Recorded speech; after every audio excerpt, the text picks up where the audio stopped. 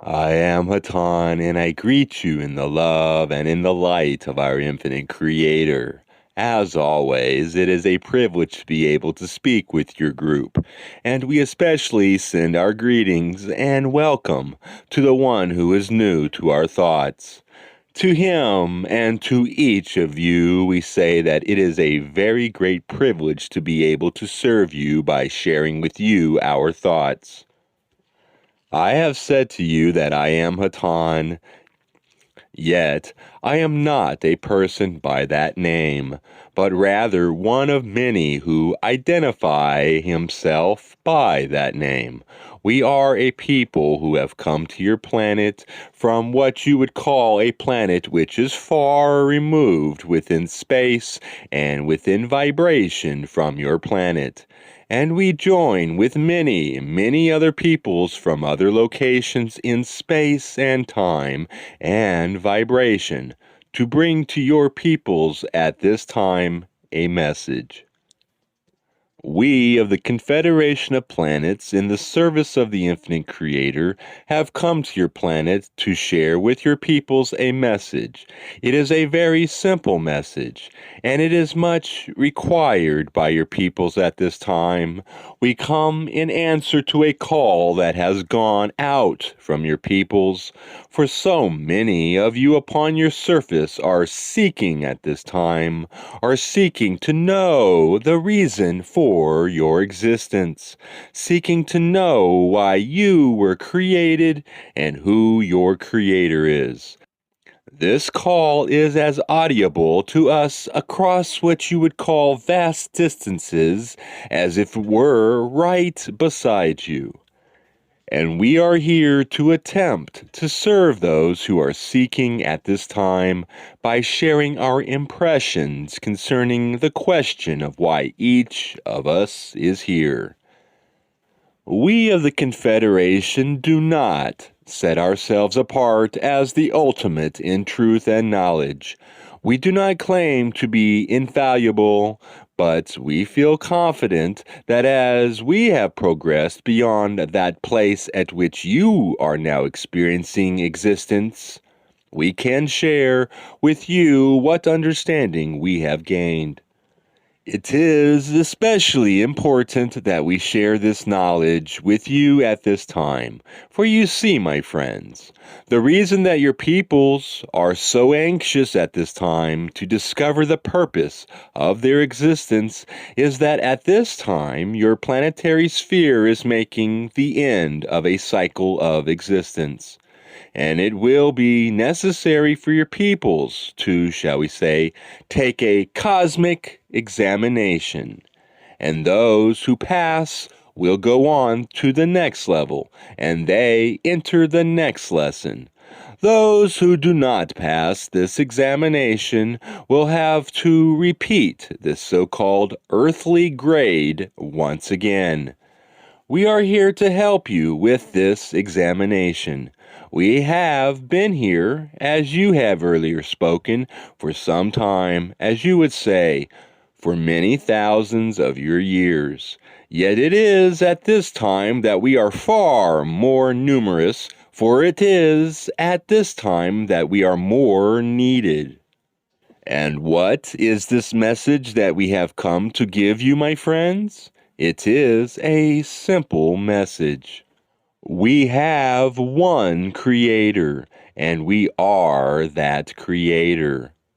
We have been created by love, and we are love. In all things that are apparently so different, there is an underlying unity that unity is love. In all experiences that are so difficult, there is an underlying understanding that unifies the disparity, and that underlying essence is love. At your beginning and at your ending is love. Instinctively, those upon your surface know this, and from this inner instinct has come many, many of what you would call religions and philosophies. And yet, due to those elements, which are of an illusionary nature, the information becomes complicated. Distinctions and differences begin to be made between brothers and between understanding, and the unity is lost. Again and again, this has happened among your peoples. That which is begun in total love and unity is divided and set against itself by the intellectual understandings of men.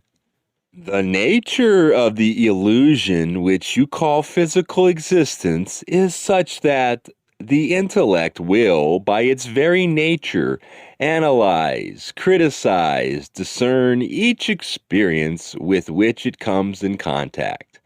Therefore, that which you perceive with your intellect, that which you touch with your physical fingers, will forever seem to you to be of a certain type, and therefore not of a more general type. This and that, and not love.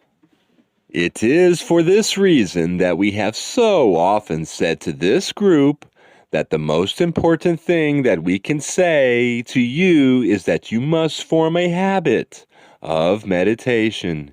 It is only when you allow your intellectual mind to become quieted so that your inner self may begin to function, that you may begin to realize your connection with the infinite love of the Creator, that you may begin to feel that love flowing through you and making a mind of unity between you and your brothers and sisters, be they your friends or enemies or even strangers. In meditation, you may begin to feel that strength of that unity. You may begin to feel your own power as a perfect child of the Creator. Only in meditation can you find these things, for they are not apparent in your waking consciousness. So often among your peoples, it is assumed that in order to believe, shall we say, in order to belong to the company of the faithful, as you might put it, it is necessary to have an experience which is of a so-called emotional nature. We say to you, with or without emotions, with or without what we would call possible insincere thrills, your birthright, not a matter of faith, but a reality, is to be a child of the Creator. It is a simple thing, not necessary to be believed, but to be experienced. This is another reason that meditation is important. To listen to many leaders within your so-called spiritual community, one would begin to believe it is necessary to go through various experiences or to believe certain things and to accept certain things in order to come into a so-called right relationship with one's Creator. Yet, the true spiritual fact is not one way or another. It is yours, completely, individually, you in silence. Over a period of time, will form your own understanding of the Creator and His link with you and your ability to help your brother through that link. There is no need for word or thought if you but meditate on a regular basis. It is not obvious immediately, but the cumulative effect begins to seep into your waking existence as you find that you have those knowledges that you seek given unto you in a simple manner, springing from your own mind as needed. We would like to transfer the contact at this time to the other instrument. I am Hatonn. We thank you for this opportunity to share with you. Before I go, I would like to open the meeting to questions. If you have questions, please ask them at this time. Questioner, how can you best send energy to someone? I am Hatonn. We are aware of your question. Among your peoples, it is not common to actually see those thought forms which are of healing or helpful nature. Therefore, it is difficult to tune, as you might say, those thought forms. Yet, the ability to send thought forms, or as some would call it, to pray, is a matter of simply, in a confident and quiet manner, visualizing that object or person whom you wish to help, and then visualizing the white and perfect light and love of the Creator flowing from the Creator through you and to that object or person, so that it totally surrounds the entity whom you visualize. This is all that is necessary. It is most helpful if, when you visualize the entity who needs help, you visualize this entity in its real condition, that is, in a perfect condition. For although, within the illusion, your thoughts have caused many and apparent difficulties, each true entity in its true form is perfect. Therefore, visualize that perfect image surrounded by the light. Does this answer the question? Or is there another question? Questioner, if we have special work to do, can it be done without actually being aware of it on the level of our conscious mind? I am Hatonn. This is deep thought, my sister. May we answer this in two parts? First, each of you who is in this plane of existence has one purpose, which is of a primary nature. That purpose is to become aware of your true self, and in so doing, you begin to vibrate in harmony with that true self, that is, to vibrate within the harmonies of love. This one vibratory thought created all that there is, and as you come into harmony with this thought, you become a beacon of light that lights all those about you. This is your primary service. Whatever else there is for you to do, it is best served by you becoming more and more able to be who you truly are. Being is always more important than doing. As to the second part of the answer, each has missions which are to accomplish. It is not necessary to understand on a conscious level what these missions are. Moreover, these missions need not be grand in any way, for it's impossible for you to judge within illusion the importance of what you do. The one who is known to you as the Master Jesus was a carpenter, and yet his mission was great. It has also been said in your holy works that the last shall be first.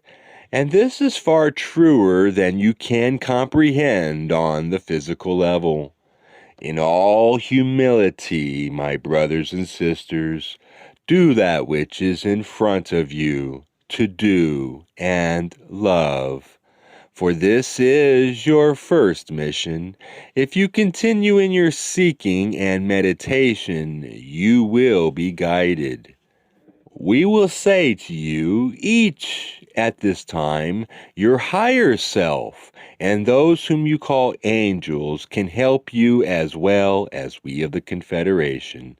It is only necessary to meditate, and these suggestions and feelings and understandings will come to you very simply. It has been a great privilege to speak with you, my friends. Within your experience at this time, love is but one of many, many descriptions of feelings and thoughts which you have, and it may seem a very distant goal to you that all could be love. Yet that which you imagine fondly as heaven is nothing more than the final realization that all is truly love. You do not have to go far. You do not have to die a physical death to enter that kingdom of heaven. It is all about you. Meditate and seek thy kingdom. As always, we are here to aid you in your meditation. If you desire our presence, simply request it and we are with you. I will leave you at this time. I am known to you as Hatonn. Adone, my friends. Adone Vasu Baragas.